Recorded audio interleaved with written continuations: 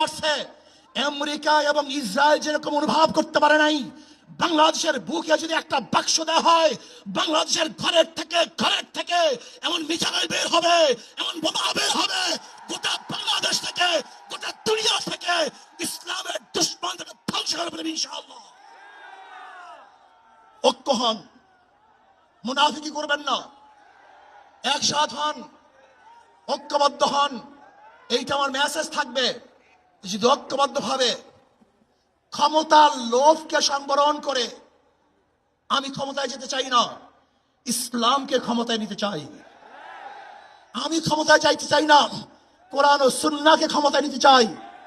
যদি আদর্শ লালন করেন, এই নীতি আদর্শ যদি গ্রহণ করেন, ইনশাআল্লাহ নাসরুম মিনাল্লাহি ফাতহুন করিব, অবশ্যই সাবিরিন। সেই দিন আসতেছে, আমি দেখতেছি, মনে হয় আমার চোখের সামনে আমি দেখতেছি। ওই সংসদের মধ্যে কলেমার কথা হবে, কোরআন ও সুন্নাহর কথা হবে, লা ইলাহা ইল্লাল্লাহ উচ্চারিত হবে। গোটা বাংলাদেশের মানুষ শান্তিতে বসবাস করতে পারবে। জুলুম থাকবে না, অত্যাচার থাকবে না, অবিচার থাকবে না। প্রত্যেকটা মানুষের প্রাপ্তি তাদের ঘরে ঘরে পৌঁছানো হবে। আজকে আমার মা বোনেরা মনে করছে ইসলাম ক্ষমতা আসলে আমাদের অবস্থাটা কি হবে। ইসলাম ক্ষমতা আসলে প্রত্যেকটা মা বোনের ন্যায্য অধিকারকে প্রতিষ্ঠিত করা হবে। ইসলাম ক্ষমতা আসলে আগামী 5-10 বছরের মধ্যে সমস্ত গরিবরা দরিদ্র সীমার উপরে চলে যাবে। ইসলাম ক্ষমতা আসলে 28 লক্ষ কোটি টাকা বিদেশে পাচার হবে না, দুর্নীতি থাকবে না, জুলুম থাকবে না, অত্যাচার থাকবে না, নির্বিচারে কোনো মানুষ আর খুন হবে না, গুম হবে না। ইসলাম ক্ষমতা আসলে শ্রমিকদেরকে তাদের অধিকার আদায়ের জন্য রাস্তায় নামার কোনো প্রয়োজন হবে না।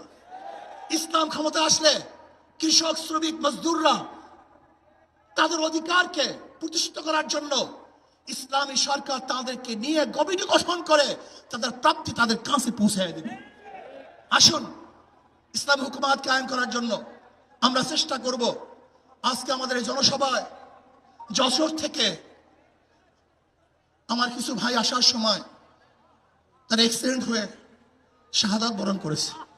আল্লাহ তাদেরকে জান্নাতুল ফেরদাউস দান করে। আমার অনেক ভাইয়ের আহত অবস্থায় আছে, আল্লাহ পাক তাদেরকে সুস্থ করে দেন।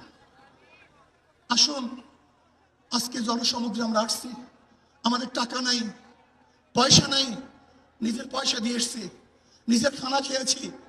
এই জাতিকে, এই দলকে, এই কাফেলাকে গোটা দুনিয়ার কোনো পরাশক্তি পরাজয় করতে পারবে না, থামিয়ে রাখতে পারবে না।